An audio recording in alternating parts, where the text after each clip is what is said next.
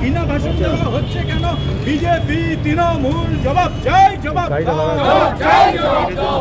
পানিট্যাঙ্কি ফাঁড়িতে বিক্ষোভ দেখিয়ে বিজেপির বিরোধী দলনেতা শুভেন্দু অধিকারী ও তৃণমূলের বিধায়ক হুমায়ুন কবির বিরুদ্ধে অভিযোগ দায়ের করলেন সিপিআইএম শিলিগুড়ি ২ নং এরিয়া কমিটি। বিধানসভা ভোটের বছরখানেক আগে থেকেই জাতপাত ধর্ম নিয়ে ক্রমশ তেতে উঠেছে বঙ্গ রাজনীতি। শুভেন্দু অধিকারীর চ্যাংদোলা বনাম হুমায়ুন কবিরের ঠুসো ঘিরে এখনও তরজাত পারদ সপ্তমী। সম্প্রতি শুভেন্দু অধিকারী বলেন, ওদের তৃণমূলে যে কটা মুসলমান বিধায়ক জিতে আসবে, বিজেপি সরকারে আসবে, চ্যাংদোলা করে তুলে রাস্তায় ফেলবো। এরপরে হুমায়ুন কবিরকে পাল্টা শোনা যায়, সে যদি আমাকে তুলে ফেলতে পারে আমিও তাকে ঠুসো দিতে পারি। আর এ নিয়েই শুরু হয় রাজনৈতিক চর্চা। তাই গোটা রাজ্য জুড়ে আজ সিপিআইএম এর পক্ষ থেকে শুভেন্দু অধিকারী ও হুমায়ুন কবিরের বিরুদ্ধে শহরের বিভিন্ন থানায় গিয়ে বিক্ষোভ করে লিখিত অভিযোগ দায়ের করা হয়।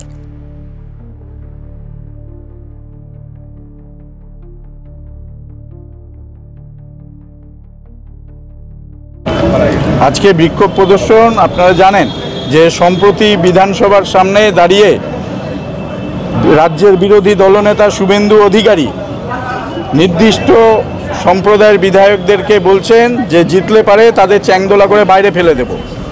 আবার তৃণমূলের বিধায়ক হুমায়ুন কবির তার পাল্টা বলছেন যে বিধানসভার পরে আমরা যখন আসব আর শুভেন্দু অধিকারী যদি সে তার বক্তব্য প্রত্যাহার না করে আমরা বিধানসভার ভেতরে ঠুসো মেরে দেব তৃণমূলের বিধায়কদের। আমরা চাই যে এই ধরনের ঘৃণা ভাষণ, সেই ঘৃণা ভাষণ বন্ধ হোক। যেভাবেই জিতুক না কেন হুমায়ুন কবির, শুভেন্দু অধিকারী জনগণের প্রতিনিধি, সে ভোট লুট করে জিতুক আর যেভাবে জিতুক, উনাদের সেই দায়িত্বটা পালন করতে হবে। বিধানসভার ভেতরে আলোচনা হওয়ার কথা যে রাজ্যের ঘাড়ে এত করের বোঝা চাপছে কেন, বিধানসভার ভেতরে আলোচনা হওয়ার কথা বেকার যুবরা এই সময় কাজ পাচ্ছে না কেন, বিধানসভার ভেতরে আলোচনা হওয়ার কথা প্রতিদিন জিনিসপত্রের দাম বাড়ছে সেই দাম কমছে না কেন, বিধানসভার ভেতরে আলোচনা হওয়ার কথা স্কুল কলেজে নির্বাচন করতে কেন ব্যর্থ হচ্ছে এই সরকার।